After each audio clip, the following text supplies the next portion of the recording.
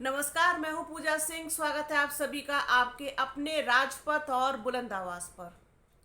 जैसा कि आप लोग थंबनेल को देखकर ही समझ गए होंगे कि बात करने वाली हूं बसपा सुप्रीमो मायावती के बारे में और उनसे जुड़ी हुई चीज़ों के बारे में। आज का दिन बहुत हलचल भरा रहा। आपने देखा कि ओम प्रकाश राजभर सुभाषपा के जो अध्यक्ष हैं, सुभाषपा पार्टी के, वो एनडीए में चले गए, यानी भारतीय जनता पार्टी के हो गए। इस बात का अंदाज़ा मुझे काफ़ी पहले से था कि ये ऐसा कुछ करेंगे। और कल ही समाजवादी पार्टी का साथ छोड़ा दारा सिंह चौहान ने, तो झटका तो समाजवादी पार्टी को लगा है कहीं ना कहीं। लेकिन जिस तरीके की राजनीति आप ये देखिए कि ओम प्रकाश राजभर करते हैं, उस पर मुझे कभी भी विश्वास नहीं होता।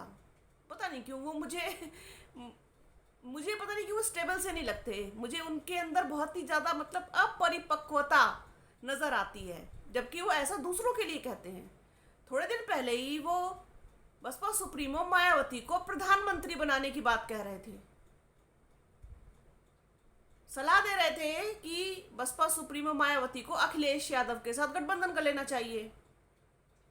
इतनी सारी सलाह आप दूसरों को दे रहे हैं, नसीहत दूसरों को दे रहे हैं, और आप जाकर के मिल जाते हैं भारतीय जनता पार्टी के साथ।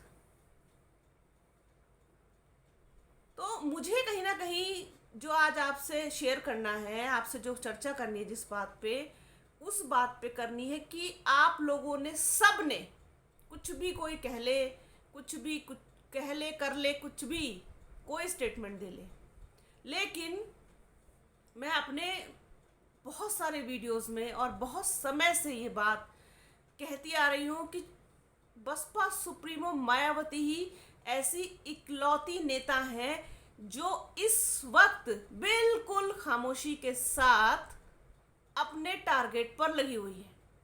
अभी तक उन्होंने किसी से भी कोई गठबंधन की बात न की है, न छेड़ी है, ना ही वो किसी बैठक में शामिल हुई हैं, ना ही किसी बैठक का वो हिस्सा बनी, ना पटना वाली का, ना शायद बेंगलुरु का भी नहीं होंगी हिस्सा। तो वो उनकी अपनी ही एक जो है प्लानिंग चल रही है, अपनी ही वो रणनीति बना करके उस पर काम कर रही है। जिस तरीके से उन्होंने मिशन 2024 को अपना लक्ष्य इस समय बना रखा है, साथ ही 4 राज्यों में होने वाले विधानसभा चुनाव को उन्होंने अपना पूरा टारगेट इस समय बना के रखा हुआ है और उसी पर फोकस्ड है। और आप ये देखिए कि ट्विटर की राजनीति तो देखिए आजकल सब कर रहे हैं। ये तो एक ट्रेंड बन चुका है, एक चलन बन चुका है। चाहे फिर वो बीजेपी के लोग हों, चाहे कांग्रेस के हों, चाहे अखिलेश यादव हों, चाहे कोई दूसरी और पार्टी हो, फिर या फिर बसपा सुप्रीमो मायावती हो। लेकिन अभी पिछले कुछ टाइम से उनके हर घटना पर लगातार ट्वीट्स आना और मीटिंग करना और नई जिम्मेदारियां देना, रिपोर्ट्स लेना, साथ ही दिल्ली में जो है अपना बसेरा इस समय बसा लेना, साथ ही पारिवारिक रिश्तों को भी साथ लेकर चलना और उसे मजबूत करना। तो ये देखिए, कुल मिलाकर के आप ये कह सकते हैं या हम ये कह सकते हैं कि इस समय बसपा सुप्रीमो मायावती की जो एकला चलो की नीति है वही सबसे ज़्यादा सुरक्षित है, क्योंकि ओम प्रकाश राजभर जैसे लोगों का कोई भरोसा नहीं है कि कब वो किसके पाले में जाके बैठ जाएंगे और कब किसके कंधे पर हाथ रख देंगे, ये कुछ नहीं कहा जा सकता। तो आपने देखा होगा, सलाह सब देते हैं, बातें सब बनाते हैं। मैं बहुत ज़्यादा राजनीति में किसी भी चीज़ को बहुत ज़्यादा पुख्ता नहीं मानती हूँ। सब कुछ संभावित लगता है मुझे। जैसे क्रिकेट का खेल होता है ना, अप्रत्याशित, कुछ भी हो सकता है, तो यहाँ भी कुछ भी हो सकता है। ये जो राजनीति का मैदान है, ये भी खेल के मैदान से, क्रिकेट के मैदान से कोई इतर नहीं है, सेम वैसा ही है, कभी भी कुछ भी हो सकता है। तो अभी फिलहाल जिस तरीके से बसपा सुप्रीमो अपना काम कर रही हैं, जिस तरीके से फिलहाल वो अकेले चल करके, और बहुत बहुत बेहतर है, बहुत अच्छा है। इन इन जैसे मतलब जो ये है ना, ये झुरमुट छोटे छोटे, इनके और इनको ये नहीं पता है कि लोकसभा के चुनाव में ये नहीं होंगे तो कोई कुछ खास फर्क पड़ने वाला बिल्कुल भी नहीं है।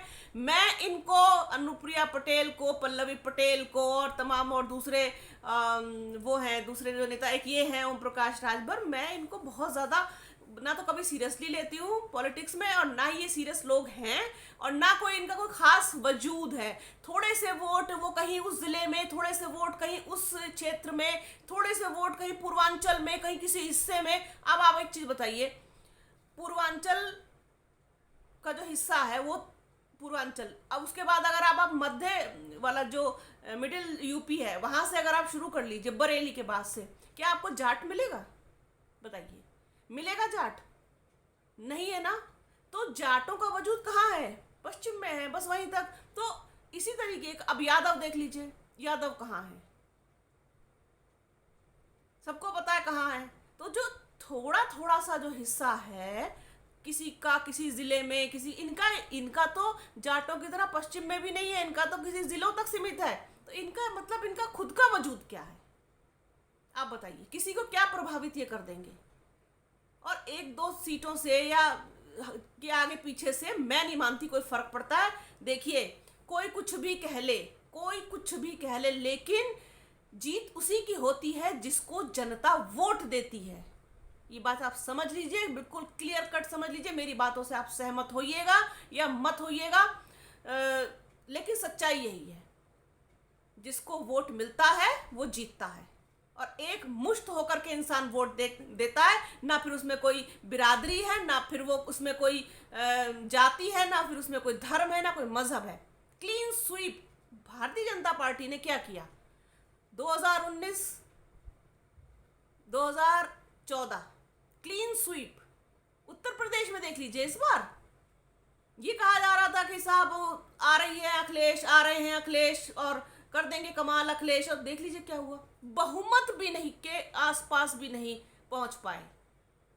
तो संभावित क्षेत्र है राजनीति, संभावनाओं का सारा खेल है, और एक मुश्त होकर, एक धड़ा बनके, एक बड़ा कहना चाहिए कि मेजॉरिटी बनके जिस तरफ भी जनता जाती है, चाहे वो कमल के फूल का वोट हो, बटन हो सॉरी, या फिर हाथी का बटन हो, या हाथ के पंजे का बटन हो, या साइकिल का बटन हो, या वटेवर जो भी कोई हो, उस जिसका बटन दबता है उसकी जीत होती है और उसकी सरकार बनती है, उसको बहुमत मिलता है। तो ये बहुत स्पष्ट सी बात है।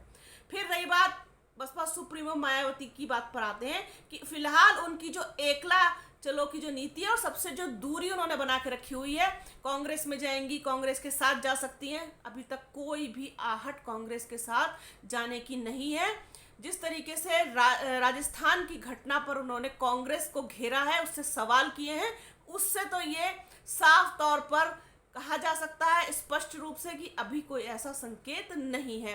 रही बात ये इतने सारे गठबंधनों की, आप देखिए बिहार में नीतीश, तेजस्वी और चिराग पासवान और मांझी, वो तो जा चुके हैं भाजपा के साथ, और ये इधर ओम प्रकाश राजभर ये गए इनके साथ। तो कुछ भी अभी कुछ तय नहीं है कि वो किसी के साथ गठबंधन में जाएंगी या नहीं जाएंगी, या अकेले चुनाव लड़ेंगी, जो कुछ भी करेंगी। लेकिन फिलहाल अभी जिस तरीके से वो एक सतर्कता कह सकते हैं बरत रही हैं, जिस तरीके से दूरी बना के रखी हुई है सबसे, बहुत सेफ साइड खेल रही हैं, बहुत सेफ साइड चल रही हैं बसपा सुप्रीमो मायावती।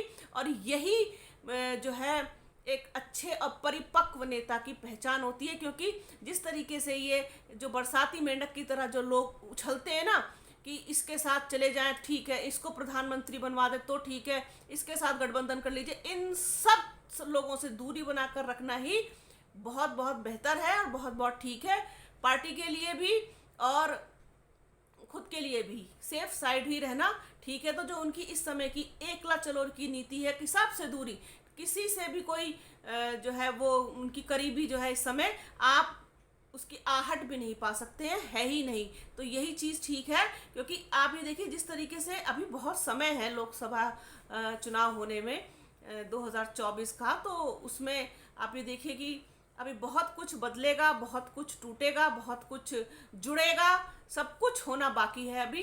तो एकला चलो की जो नीति है बसपा सुप्रीमो मायावती की, फिलहाल जो है वो बहुत मजबूत दिखाई दे रही है, क्योंकि इससे देखिए एक क्या होगा, पर्सपेक्टिव बनेगा, एक ऑरा जो बनेगा, एक सिनेरियो बन जाएगा कि अभी मायावती जो है वो अपने पत्ते नहीं खोल रही हैं और किसी के साथ गठबंधन में जाने की कोई बात आहट अभी तक नहीं है।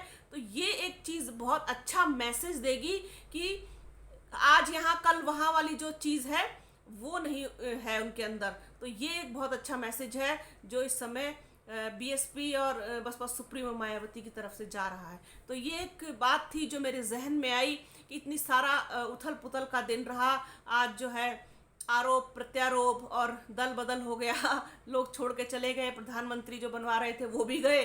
तो सोचा कि आप लोगों के साथ इस चीज़ को मैं शेयर करूं, इसलिए जो है अपने दर्शकों के साथ इसको इसलिए मैं ये वीडियो बनाया।